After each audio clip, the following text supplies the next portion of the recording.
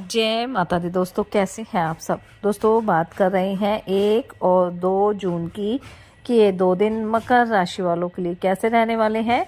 इन 2 दिनों में मकर राशि वालों को क्या खुशखबरी सुनने को मिल सकती है, किन बातों में इन्हें सावधानी रखनी चाहिए। तो इन 2 दिनों का राशिफल जानने से पहले हम इन 2 दिनों का पंचांग जान लेते हैं। 1 जून 2025 दिन रविवार रहेगा। ज्येष्ठ माह शुक्ल पक्ष की षष्ठी तिथि जो 8:02 तक रहेगी। उसके बाद सप्तमी तिथि प्रारंभ हो जाएगी। ध्रुव योग रहेगा जो 9:11 तक रहेगा। उसके बाद व्याघात योग प्रारंभ हो जाएगा। आश्लेषा नक्षत्र रहेगा जो 9:37 तक रहेगा। उसके बाद मघा नक्षत्र प्रारंभ हो जाएगा। चंद्रमा 9:37 तक कर्क राशि में है, फिर सिंह राशि में आ जाएंगे। अभिजीत मुहूर्त का समय रहेगा 11:51 से 12:46 तक। राहु काल का समय रहेगा 5:30 से 7:14 तक। अब बात करते हैं 2 जून की। 2 जून 2025 दिन सोमवार रहेगा। ज्येष्ठ माह शुक्ल पक्ष की सप्तमी तिथि जो 8:37 तक रहेगी। उसके बाद अष्टमी तिथि प्रारंभ हो जाएगी। व्याघात योग रहेगा जो 8:20 तक रहेगा। उसके बाद हर्षण योग प्रारंभ हो जाएगा। मघा नक्षत्र रहेगा जो 10:56 तक रहेगा। उसके बाद पूर्वा फाल्गुनी नक्षत्र प्रारंभ हो जाएगा। चंद्रमा सिंह राशि में। अभिजीत मुहूर्त का समय रहेगा 11:51 से 12:46 तक। राहु काल का समय रहेगा सुबह 7:07 से 8:51 तक। दोस्तों नए माह की शुरुआत हो रही है और नए माह में कई ग्रह भी राशि परिवर्तन करने वाले हैं, जिनमें मंगल, बुध, सूर्य का राशि परिवर्तन रहने वाला है। वहीं जून के माह में कई प्रमुख त्यौहार भी आने वाले हैं। इस माह में गंगा दशहरा से लेकर जगन्नाथ यात्रा तक कई महत्वपूर्ण त्यौहार मनाए जाएंगे। साथ ही साथ इस माह में निर्जला और योगिनी एकादशी, संकष्टी चतुर्थी, ज्येष्ठ पूर्णिमा और आषाढ़ अमावस्या समेत कई महत्वपूर्ण व्रत भी रखे जाएंगे। साथ ही साथ इस माह में माँ दुर्गा की पूजा अर्चना करने के लिए गुप्त नवरात्रि का आयोजन भी होता है। 5 जून को जहां गंगा दशहरा मनाया जाएगा, वहीं 6 जून को निर्जला एकादशी का व्रत किया जाएगा और इस एकादशी को सबसे श्रेष्ठ एकादशी माना जाता है। 25 जून को आषाढ़ अमावस्या रहेगी, जिसे पितरों के पूजन के लिए बेहद महत्वपूर्ण माना जाता है। साथ ही 26 जून से गुप्त नवरात्रि प्रारंभ होंगे और माँ दुर्गा को समर्पित होते हैं और इसे बेहद ही शुभ और लाभकारी समय माना जाता है। वहीं जो जगन्नाथ रथ यात्रा है वो 27 जून से प्रारंभ होगी। यानी व्रत और त्योहारों के दृष्टि से जून का माह बेहद ही शुभ रहने वाला है। साथ ही इस माह में जो विवाह के शुभ मुहूर्त रहेंगे वो 2 जून, 3 जून, 4 जून, 5 जून, 7 जून और 8 जून का दिन रहने वाला है। साथ ही साथ अगर इस माह में आप कुछ मुंडन जैसे शुभ कार्य कराना चाहते हैं तो उसके लिए जो शुभ समय रहेगा वो 5 जून, 6 जून, 8, 15, 16, 20, 21, 26 और 27 जून रहने वाला है। तो ये थी जून से संबंधित शुभ कार्यों के लिए कौन सा दिन शुभ रहेगा उसकी सूची। तो चलिए बात कर लेते हैं ये 2 दिन मकर राशि वालों के लिए कैसे रहेंगे।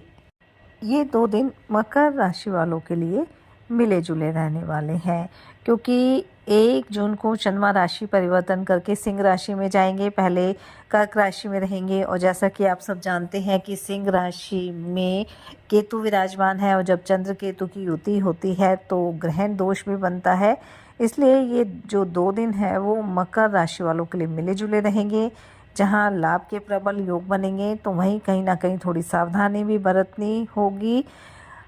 आर्थिक दृष्टिकोण से वैसे तो ये 2 दिन काफ़ी अच्छे रहेंगे। निवेश करने का मौका भी आपको मिलेगा, लेकिन किसी भी तरह का बड़ा निवेश करना है, शेयर बाजार, सट्टे, लॉटरी में या किसी प्रॉपर्टी को आप खरीदने जा रहे हैं तो उसके सभी पहलुओं की जांच भी कर लें, अपने बड़ों की सलाह भी ले लें। जल्दबाजी में आकर आप किसी तरह का निर्णय ना लें तो आपके लिए बेहतर रहेगा। कोई भी नया काम शुरू करना चाहते हैं तो एक बार अच्छे से विचार विमर्श अवश्य कर लें। पारिवारिक जीवन आपका सुखद रहेगा। जितना आप सामंजस्य बनाकर चलेंगे उतना ही घर परिवार में सुख शांति बनी रहेगी।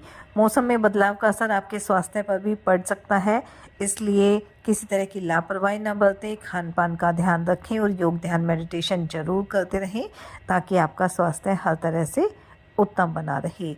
इन 2 दिनों में घर परिवार की सुख सुविधाओं के लिए आप कोई इलेक्ट्रॉनिक आइटम भी खरीद सकते हैं, लेकिन आपको हमेशा अपने बजट का ध्यान रखना चाहिए ताकि भविष्य में भी किसी तरह की समस्या आपको ना हो। किसी छोटी यात्रा का योग भी है, लेकिन वाहन का प्रयोग आपको सावधानी से करना है। कारोबार में लाभ के योग बनेंगे, लेकिन जो शत्रु पक्ष है उनसे थोड़ा सावधान रहने की आवश्यकता है।